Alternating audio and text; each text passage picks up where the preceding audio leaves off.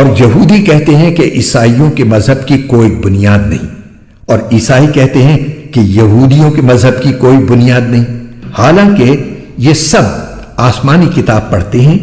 اسی طرح وہ مشرکین جن کے پاس کوئی آسمانی علم ہی سرے سے نہیں ہے، انہوں نے بھی ان اہل کتاب کی جیسی باتیں کہنا شروع کر دی ہیں۔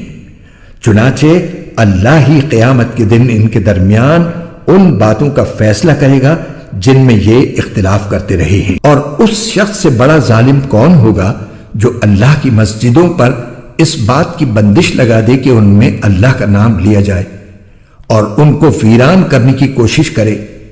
ایسے لوگوں کو یہ حق نہیں پہنچتا کہ وہ ان مسجدوں میں داخل ہوں مگر ڈرتے ہوئے۔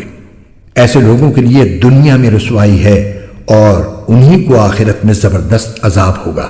اور مشرق و مغرب سب اللہ ہی کی ہے، لہذا جس طرف بھی تم رخ کرو گے وہیں اللہ کا رخ ہے۔ بے شک اللہ بہت وسعت والا، بڑا علم رکھنے والا ہے۔ یہ لوگ کہتے ہیں کہ اللہ نے کوئی بیٹا بنایا ہوا ہے، حالانکہ اس کی ذات اس قسم کی چیزوں سے پاک ہے، بلکہ آسمانوں اور زمین میں جو کچھ ہے اسی کا ہے، سب کے سب اس کے فرما بردار ہیں۔ وہ آسمانوں اور زمین کا موجد ہے، اور جب وہ کسی بات کا فیصلہ کرتا ہے تو بس اتنا کہتا ہے کہ ہو جا، چنانچہ وہ ہو جاتی ہے۔ اور جو لوگ علم نہیں رکھتے وہ کہتے ہیں کہ اللہ ہم سے براہ راست کیوں بات نہیں کرتا، یا ہمارے پاس کوئی نشانی کیوں نہیں آتی۔